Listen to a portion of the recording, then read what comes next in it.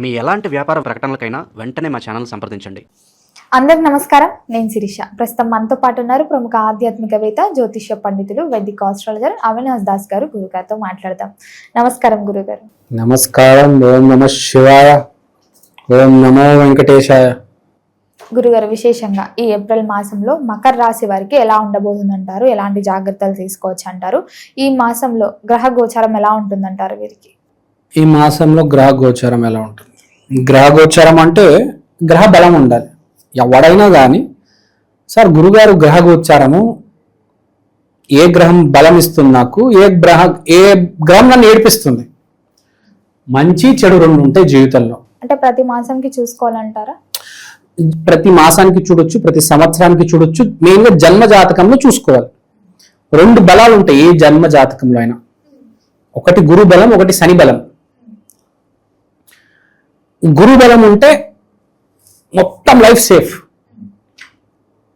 గురు బలంతో పాటు శని బలం ఉంటే ఆడు కోట్లకి వెళ్తాడు, కోట్లకి కరోడ్పతి. అసలు గురువు లేదు శని లేదు అంటే ఇంకా చాలా ప్రాబ్లమ్స్ వస్తాయి. మెయిన్గా హెల్త్ పాడైపోతుంది, లేకపోతే డబ్బులు అస్సలు ఉండవు, అప్పుల మీద అప్పులు, క్రెడిట్ కార్డుల వాళ్ళు ఫోన్ చేయడం, బ్యాంక్ లోన్ వాళ్ళు చాలా ఇబ్బందులు పెడతాడు. రెండు లేకపోతే కనీసం ఒకటైనా ఉండాలి. రెండిట్లో ఒకటి ఉంటే చాలు మనిషికి.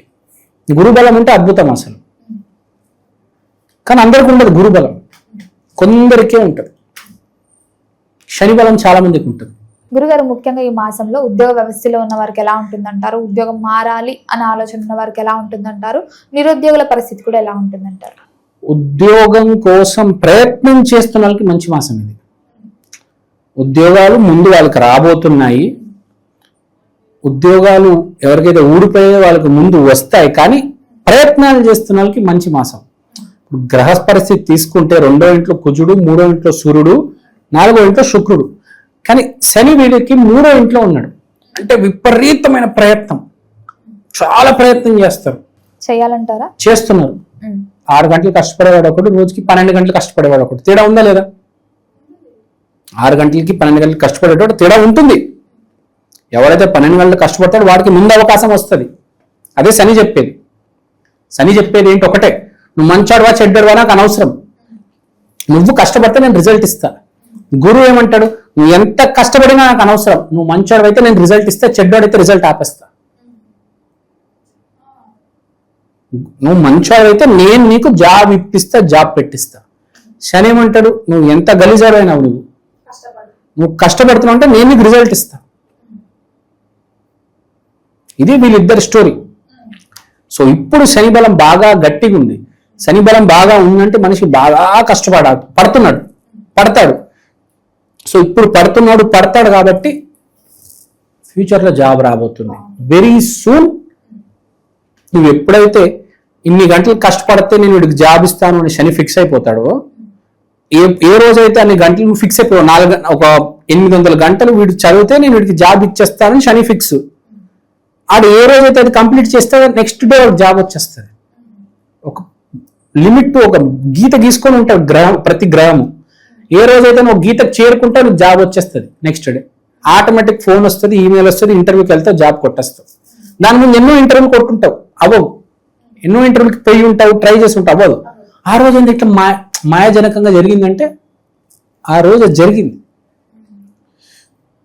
ఏది జరగాలో మనకు జస్ట్ మన చేతిలోనే ఉంటుంది చాలా వరకు. కొన్ని మనకు తెలియక మనము ఏందో ఆపేస్తూ ఉంటాం ప్రయత్నం. అరే జాబ్ రావట్లేదు, ఇంకా ప్రయత్నం ఆపేద్దాం అనుకుంటాం. ప్రయత్నం ఆపకూడదు. జాబ్ రావట్లేదని ప్రయత్నం చేస్తూ ఉండాలి. ఆ గీత ఎప్పుడైతే టచ్ అవుతుందో జాబ్ వచ్చేస్తుంది. శని ఇచ్చేస్తాడు జాబ్. గురువుకి నచ్చకపోతే మళ్ళీ జాబ్ నుంచి పీకించేస్తాడు, అది వేరే విషయం. జాబ్ ఇవ్వడం అయితే శని. గురువు కొంచెం కాస్త బాగున్నా చాలు కదా.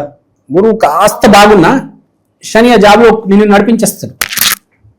మరి ఆర్థిక పరంగా ఎలా ఉంటుందంటారు? ఈ మాసంలో ఆర్థికంగా కొన్ని సమస్యలు ఫేస్ చేస్తుంటారు కదా కొంతమంది, తగ్గుతాయంటారా ఆర్థిక పరంగా? ఏదైనా ఆర్థిక పరిస్థితి ఉందంటే దానికి మళ్ళీ మీ గ్రహ గోచారమే మళ్ళీ ఫామ్ లోకి వస్తుంది. మన శనిని మీరు ఫుల్ఫిల్ చేసి ఇప్పుడు గనక కష్టపడితే మీకు ఏ ఇబ్బందులు ఉన్నా దాటేస్తారు, ఫ్యూచర్లో జాబులు వస్తాయి, బాగుపడతారు. లేదు ఇప్పుడు కష్టపడకపోతే మన పెద్దలు అంటుంటారు కదా, చిన్నప్పుడు కష్టపడాలి, ఏదో ఒకటి నేర్చుకోవాలి, ఏదో ఒక కళ చిన్నప్పుడు మన ఏ ఆటనో పాటనో డాన్సో క్రికెట్ ఏదో ఒకటి కొన్ని కనీసం లౌక్యం, వ్యాపారం చేయడానికి లౌక్యం కావాలి. అసలు ఏమీ నేర్చుకోకుండా అలా ఉండిపోతే ఎవడు హెల్ప్ చేస్తాడు? కనీసం జీవితంలో ఏం లేకపోయినా మంచితనమైన ఉండాలి. అసలు మంచితనమే లేకపోతే కదా, జీవితంలో ఏదో ఒకటి ఉండాలి. సో అది చాలా ఇంపార్టెంట్. కుటుంబ వాతావరణం ఎలా ఉంటుందంటారు? కుటుంబ వాతావరణం చాలా బాగుంటుంది. శుక్రుడు 4వ ఇంట్లో ఉన్నాడు, చాలా బాగుంది కుటుంబ వాతావరణం. ఆరోగ్యపరంగా ఎలా ఉంటుందంటారు? ఆరోగ్యపరంగా చాలా ఇంప్రూవ్మెంట్ ఉంటుంది. షుగర్ డౌన్ అవుతుంది. మీరు జిమ్ మెంబర్షిప్ తీసుకుంటారు, డైట్ తీసుకుంటారు, న్యూట్రిషన్ తీసుకుంటారు, చాలా రకాలుగా హెల్త్ అనేది ఇంప్రూవ్ అవుతుంది. బాగుంది మకర రాశికి. వివాహ యోగం ఉందంటారా? వివాహ యోగం అయితే పెద్దగా కనిపించట్లేదు, కానీ పెళ్లి చూపులకి వెళ్తారు. పెళ్లి చూపులకి అయితే అటెండ్ అవుతారు, అదైతే కనిపిస్తుంది. 4వ ఇంట్లో శుక్రుడు పెళ్లి చూపులకి అటెండ్ అవుతారు. ఫ్యూచర్లో ఉంది, కొంచెం టైం ఉంది, ఇంకా ప్రయత్నం జరుగుతుంది. చెప్పాను కదా, ప్రయత్న కాలం ఇది.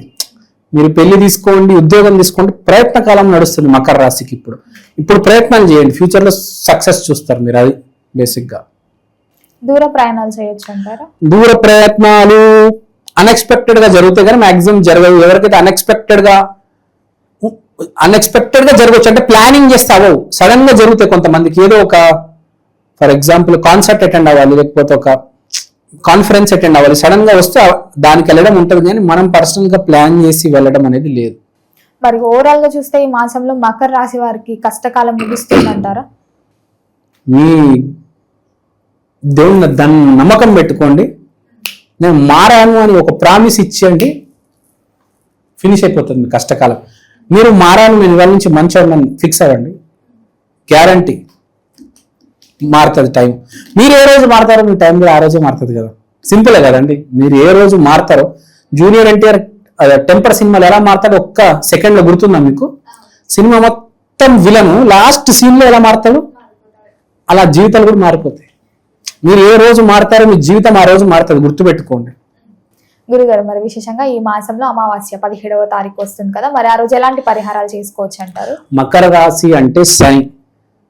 మనకు శనివారం రోజు, అమావాస్య రోజు మీరు నల్ల నువ్వుల లడ్లు పంచేయండి. ప్రతి శనివారం నల్ల నువ్వుల లడ్లు పంచేయండి. వెంకటేశ్వర స్వామి గుడి బయట, లేకపోతే కాళీమాత గుడి బయట శనివారం రోజు బేసిక్ గా అమావాస్యకి అయితే మంచిది, చాలా బాగుంటుంది. గురుగారు, మొత్తం మీద ఈ మాసంలో మకర రాశి వారికి ఎలా ఉంది, ఎలాంటి జాగ్రత్తలు తీసుకోవాలి, ఎలాంటి పరిహారాలు కూడా చేయాలో తెలియజేసినందుకు ధన్యవాదాలు.